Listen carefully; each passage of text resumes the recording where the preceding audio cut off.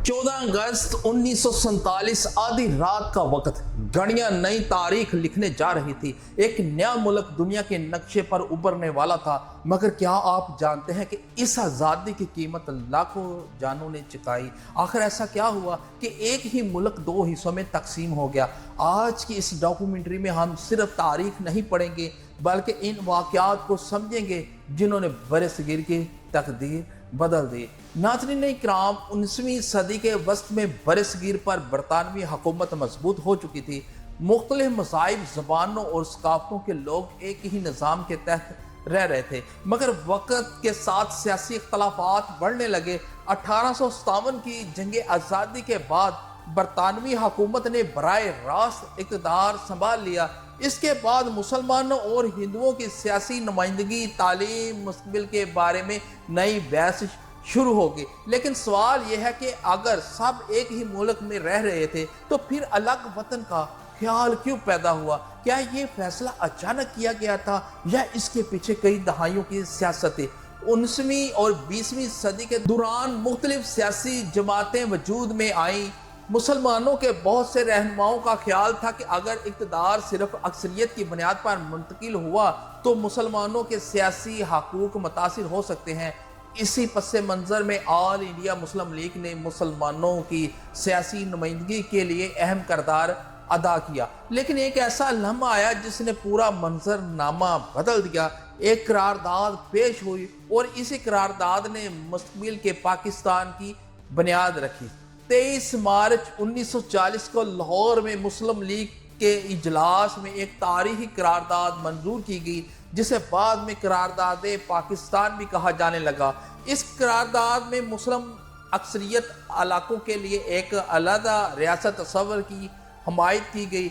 यही वो मोड़ था जहां से तहरीक पाकिस्तान ने नई रफ्तार हासिल की। अब एक और सवाल पैदा होता है, क्या बरतानिया आसानी से बरसगीर छोड़ने पर तैयार था या फिर इसके पीछे आलमी जंग, सियासी दबाव और बदलती हुई दुनिया का किरदार भी था? दूसरी आलमी जंग के बाद बरतानिया की माशी सियासी ताकत कमज़ोर हो चुकी थी। आज़ादी की तहरीकें जोर पकड़ रही थी और बरतानवी हुकूमत पर इक़्तिदार मुंतकिल करने का दबाव बढ़ता जा रहा था। यही वो हालात थे जिन्होंने तक़सीम हिंद के फैसले की राह हमवार की। लेकिन सोचिए, अगर एक लकीर आपके घर के बीच से गुजर जाए तो क्या होगा? एक सुबह उठकर आपको बताया जाए कि अब आपका शहर किसी और मुल्क का हिस्सा है। यही हकीकत 1947 में लाखों लोगों के साथ पेश आई। 1946 तक हालात इंतहाई कशीदा हो चुके थे। बरतानवी हुकूमत जान चुकी थी कि अब ज्यादा देर तक बरसगीर पर हुकूमत करना मुमकिन नहीं रहा। मुख्तलिफ सियासी जमातों के दरमियान मुज़ाकरात हुए मगर किसी एक मुतफ़िका हल तक पहुँचना आसान न था। इसी दौरान फ़िरका वाराना कशीदगी में इजाफा होने लगा जिससे पूरी बरसगीर में बेचैनी फैल गई। लेकिन फिर एक शख्स बरसगीर आया जिसे सिर्फ चंद हफ्तों में ऐसा फैसला करना था जो आने वाली नस्लों की तकदीर बदल देगा। वो कौन था? मार्च 1947 में बरतानवी हुकूमत ने बरसगीर का आखिरी वाइसराय मुकर्रर किया। कई मुलाकातों और मुशावरत के बाद 3 जून 1947 को तकसीम हिंद का मंसूबा पेश किया गया जिसके तहत बरसगीर को 2 आज़ाद रियासतों में तकसीम करने का फैसला किया गया। लेकिन अब एक सबसे बड़ा सवाल अभी बाकी था, पाकिस्तान और भारत की सरहद कहां से गुजरेगी? ये फैसला कौन करेगा? सरहदों के तामन के लिए एक कमीशन बनाया गया जिसकी सरबराही बरतानवी कानूनदान ने की।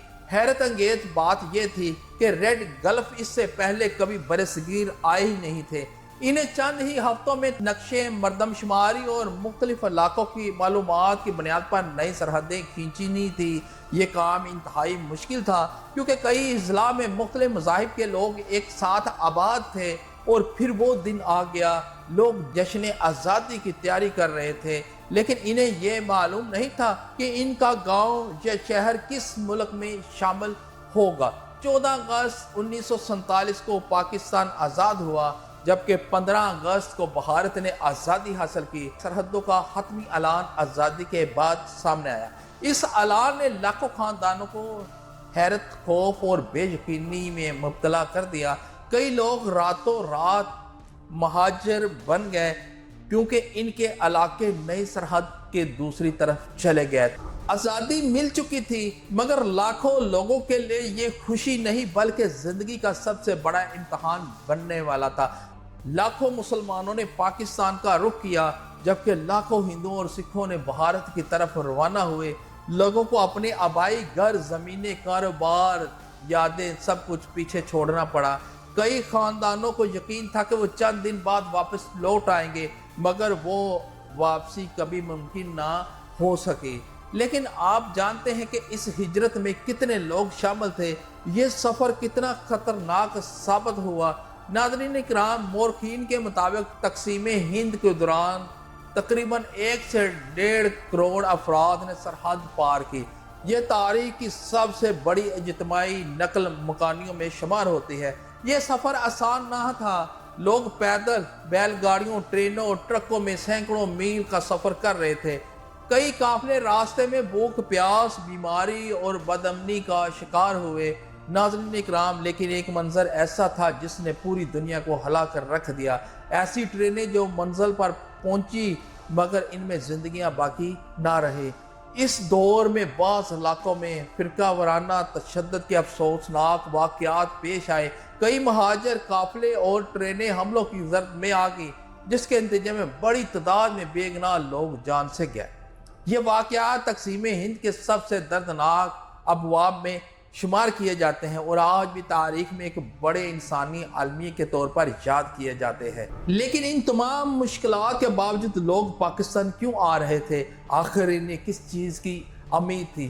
पाकिस्तान पहुंचने वाले लाखों महाजरीन के दिल में एक ही उम्मीद थी, एक ऐसा वतन जहां वो अपने मुस्तकबिल को महफूज समझते थे और नई जिंदगी का आगाज कर सकते थे। पाकिस्तान की नई हुकूमत, मकामी लोगों ने महदूद वसाइल के बावजूद महाजरीन की इबादतकारी की कोशिश की।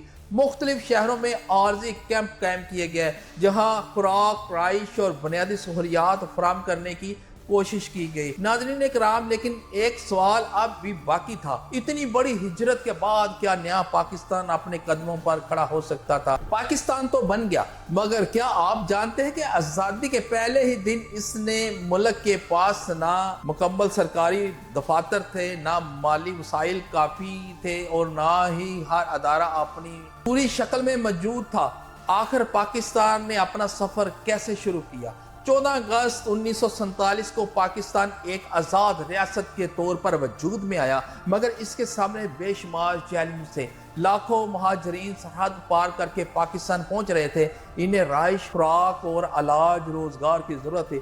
दूसरी तरफ नई हुकूमत को ऐसे अदारे कायम करने थे जो एक आज़ाद मुल्क को चलाने के लिए ज़रूरी होते थे। लेकिन सबसे बड़ा सवाल ये था, मुल्क का निज़ाम कौन चलाएगा जबकि हर तरफ वसाइल की कमी हो?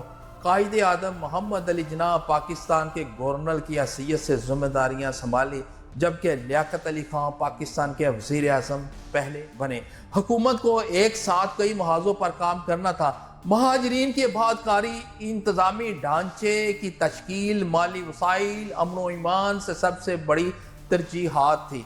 नाज़रीन इकराम, लेकिन सिर्फ अवाम ही मुश्किलात में नहीं थे, खुद हुकूमत के पास भी वक्त बहुत कम, जिम्मेदारियाँ बहुत ज़्यादा थी। सरकारी दफातर आर्जी इमारतों में कायम किए गए। मुख्तलिफ महकमों ने महदूद वसाइल के बावजूद अपना काम शुरू किया। नई रियासत को अपनी इंतज़ामी, माशी और बुनियादी खिदमात को मनज़म करना था ताकि मुल्क मामूल की ज़िंदगी की तरफ बढ़ सके।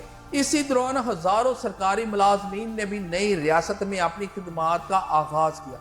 मगर पाकिस्तान के क़याम के चंद ही हफ्तों बाद एक और मसला सामने आ गया, ऐसा मसला जिसने दोनों नए ममालिक के तल्क़ात को बरसों तक मुतासर किया। 1947 के आखिर में रियासत जम्मू कश्मीर के मामले पर पाकिस्तान और भारत के दरमियान तनाज़ा पैदा हुआ जो बाद में पहले पाक भारत जंग में तब्दील हो गया। इस तनाज़े ने नामौलूद पाकिस्तान के लिए सियासी, अक्सरी और सफारती चैलेंज में मज़ीद इजाफा कर दिया। पाकिस्तान अपने क़याम के इब्तदाई दिनों में एक के बाद एक मुश्किल का सामना कर रहा था, लेकिन क्या कायदे आदम और इनके तमाम चैलेंज का मुकाबला कर पाए? पाकिस्तान बन चुका था मगर इसके बानी के पास वक्त बहुत कम था। کیا آپ جانتے ہیں کہ قائد اعظم کو پہلے ہی اپنی صحت کے بارے میں شدید مشکلات کا سامنا تھا، لیکن انہوں نے یہ بات زیادہ تر لوگوں سے پوشیدہ رکھی۔ قیام پاکستان کے بعد قائد اعظم محمد علی جناح دن رات ملک کی تعمیر میں مصروف رہے۔ وہ مسلسل سرکاری اجلاس، مہاجرین کے مسائل اور ریاستی معلومات پر کام کرتے رہے۔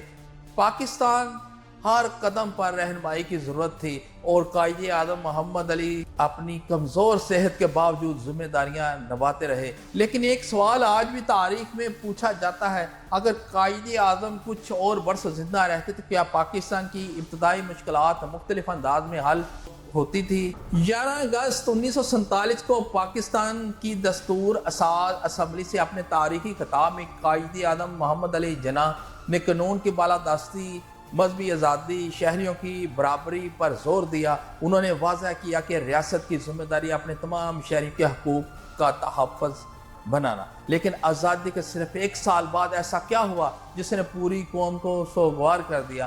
11 ستمبر 1948 کو قائد اعظم محمد علی جناح کا انتقال ہو گیا۔ ان کی وفات پاکستان کے لیے ایک بہت بڑا صدمہ تھی، کیونکہ ملک ابھی ابتدائی دور سے گزر رہا تھا اور کئی اہم قومی ادارے تشکیل کے مراحل میں تھے۔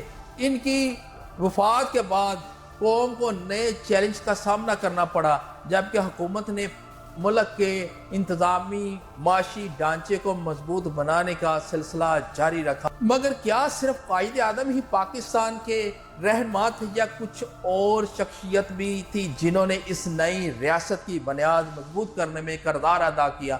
پاکستان کے پہلے وزیر اعظم لیاقت علی خان اور دیگر رہنماؤں نے بھی ریاستی اداروں کو منظم کرنے میں، یہ وہ دور تھا جب ہر فیصلہ پاکستان کے مستقبل پر گہرا اثر ڈال رہا تھا۔ ناظرین اکرام، لیکن پاکستان کا سفر یہاں ختم نہیں ہوا۔ آزادی کے بعد ملک نے آئین، سیاست، معیشت اور دفاع کے میدان میں کئی بڑے امتحانات دیکھے۔ پاکستان تو بن گیا، مگر اب ایک نیا سوال سامنے تھا، آخر یہ ملک کس قانون کے تحت چلے گا؟ کیا ایک نئی ریاست بغیر آئین کے زیادہ عرصہ چل سکے گی؟ کیا میں پاکستان کے بعد ملک کے پاس اپنا مستقل آئین موجود نہیں تھا؟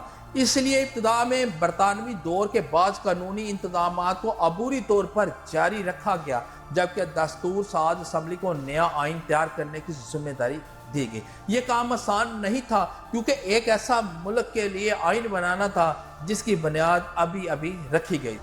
لیکن صرف آئین بنانا ہی مسئلہ نہیں تھا، ملک کی معیشت بھی دباؤ میں تھی۔ آخر پاکستان نے اپنے اخراجات کیسے پورے کیے؟ کیا میں پاکستان کے وقت ملک کو محدود وسائل، کم صنعتی ڈھانچے اور لاکھوں مہاجرین کی آبادکاری جیسے مسائل کا سامنا تھا؟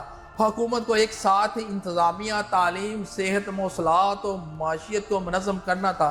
ان تمام مشکلات کے باوجود ریاستی ادارے آہستہ آہستہ مضبوط ہونے لگے اور سرکاری نظام نے کام کرنا شروع کر دیا۔ لیکن آپ جانتے ہیں کہ دنیا میں پاکستان کو غور سے دیکھ رہی تھی۔ ہر ملک یہ جاننا چاہتا تھا کہ یہ نئی ریاست اپنے قدموں پر کھڑی ہو سکے گی کہ نہیں۔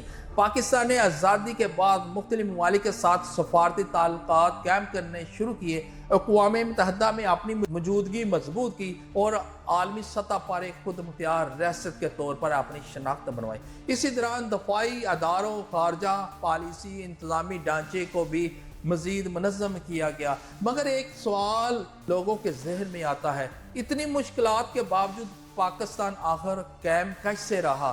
اس کی ایک بڑی وجہ عوام کا حوصلہ، مہاجرین کی محنت، سرکاری ملازمین کی خدمات اور ان لوگوں کی قربانیاں تھیں جنہوں نے نئے ملک کی تعمیر میں اپنا کردار ادا کیا۔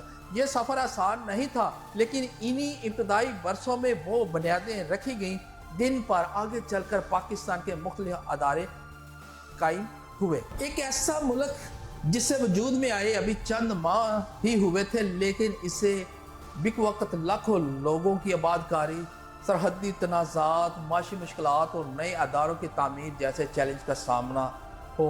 کیا کوئی بھی ریاست اتنے بڑے امتحانات سے گزر کر قائم رہ سکتی ہے؟ 1948 تک پاکستان کے بیشتر سرکاری ادارے اپنی بنیادی شکل اختیار کر رہے تھے، مختلف محکمے قائم کیے جا رہے تھے، جبکہ مہاجرین کو مستقل رہائش اور روزگار فراہم کرنے کی کوشش کی جا رہی تھی۔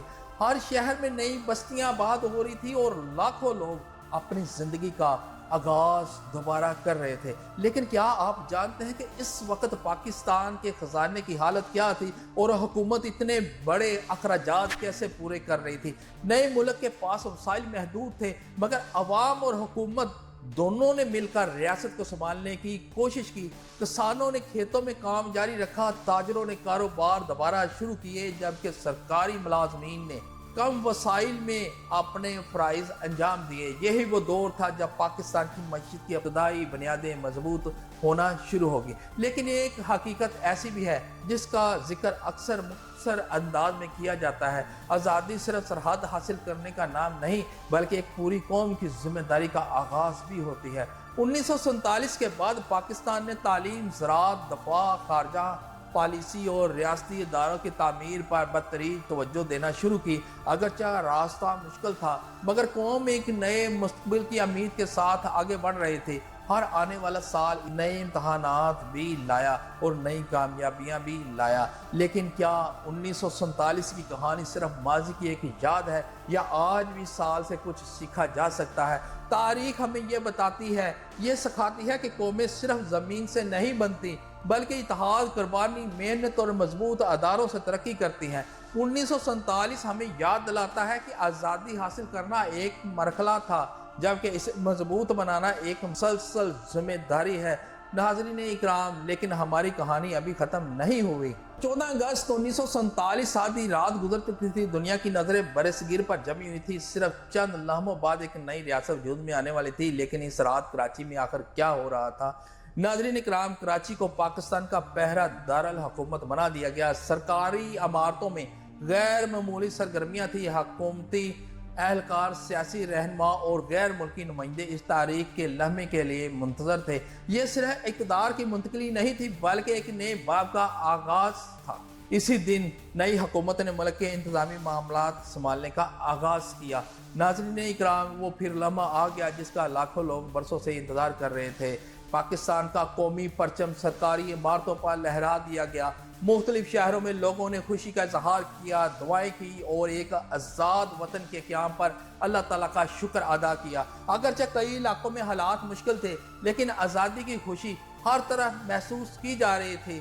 لیکن آزادی کے جشن کے فوراً بعد حکومت کو ایسا کون سا کام کرنا پڑا جس میں ایک لمحے کی تاخیر بھی نقصان دہ ثابت ہو سکتی تھی؟ نئی حکومت نے سرکاری محکموں، ریلوے، ڈاک، مواصلات، خزانے اور پولیس اور دیگر اداروں کو فعال رکھنے پر فوری توجہ دی تاکہ ملک کا نظام بغیر رکاوٹ کے چلتا رہے۔ یہ تمام اقدامات ایک ایسے وقت میں کیے جا رہے تھے جب لاکھوں مہاجرین بھی پاکستان پہنچ رہے تھے۔ پاکستان کو بنے ایک سال بھی مکمل نہیں ہوا تھا کہ قومی پرچم میں ایک ایسا گام ٹوٹ پڑا جس کا تصور بھی مشکل تھا۔ کیا پاکستان اپنے بانی کے بغیر آگے بڑھ سکتا تھا؟ یہ صرف ایک ملک کی قیام کی داستان نہیں، بلکہ امید، قربانی، ہجرت، سیاسی جدوجہد اور لاکھوں انسانوں کے عزم کی کہانی ہے۔ یہ وہ تاریخ ہے جس نے جنوبی ایشیا کا نقشہ بدل دیا۔ اسی لیے 1947 کو سمجھنا پاکستان کی بنیادوں کو سمجھنے کے برابر ہے۔ اگر آپ سے صرف ایک سوال پوچھا جائے کہ 1947 صرف ایک تاریخ تھی یا اس نے کروڑوں انسانوں کی تقدیر بدل دی، تو آپ کا جواب کیا ہوگا؟ 1947 نے صرف ایک نئی ریاست کو جنم نہیں دیا، بلکہ جنوبی ایشیا کی سیاست، معیشت، ثقافت اور سماجی زندگیوں پر بھی گہرے اثرات چھوڑے۔ اس لیے اس سال کے فیصلے کے اثرات آج بھی پاکستان، بھارت اور خطے کی تاریخ میں محسوس کیا جاتا ہے۔ یہ ایک ایسا باب ہے جسے سمجھے بغیر برصغیر کی جدید تاریخ کو مکمل طور پر سمجھنا ممکن نہیں۔ لیکن ایک اور سوال بھی ہے کہ کیا آزادی حاصل کرنا ہی کافی تھا یا اصل امتحان اس کے بعد شروع ہونا تھا؟ کسی بھی نئی ریاست کے لیے آزادی صرف آغاز ہوتی ہے، اس کے بعد مضبوط ادارے، قانون کی حکمرانی، تعلیم، معیشت اور قومی یکجہتی جیسے شعبے ملک کے مستقبل کا تعین کرتے ہیں۔ پاکستان نے بھی اپنے قیام کے بعد مختلف دور میں کامیابی اور مشکلات دونوں دیکھی، مگر اس کا سفر مسلسل جاری ہے۔ آج ہم 1947 کو یاد کرتے ہیں تو ہمیں صرف سیاسی واقعات ہی نہیں بلکہ عام لوگوں کی قربانیاں بھی یاد رکھنی چاہیے۔ وہ خاندان جو اپنے گھر چھوڑ کر نئے وطن آئے، وہ لوگ جنہوں نے نئے شہروں کو آباد کیا، سرکاری ملازمین جنہوں نے محدود وسائل میں ادارے قائم کیے، اور تمام افراد جنہوں نے نئے ملک کی تعمیر میں حصہ لیا۔ تاریخ ہمیں بتاتی ہے کہ قومی اتحاد، محنت، برداشت، انصاف، مضبوط اداروں کی بنیاد پر ترقی کرتے ہیں۔ ماضی کو جاننا صرف معلومات حاصل کرنا نہیں بلکہ مستقبل کے فیصلوں کو بہتر بنانے کا ذریعہ ہے۔ اس لیے 1947 کو یاد رکھنا صرف ایک قومی روایت نہیں بلکہ اپنی تاریخی شناخت کو سمجھنے کا ایک اہم ذریعہ بھی ہے۔ 1947 کی یہ داستان امیر، جدوجہد، ہجرت اور ایک نئے وطن کے قیام کی کہانی، اس تاریخ کے مختلف پہلو آج بھی تحقیق اور مطالعہ کا موضوع ہیں اور ہر نسل اسے اپنے زاویے نظریے سے سمجھنے کی کوشش کرتی ہے۔ اگر آپ کو یہ ڈاکومنٹری پسند آئی تو ویڈیو کو لائک کریں، ہمارے چینل کو سبسکرائب کریں اور دوستوں کے ساتھ شیئر کریں۔ ملتے ہیں نیکسٹ نئی ڈاکومنٹری کے ساتھ۔ اللہ حافظ۔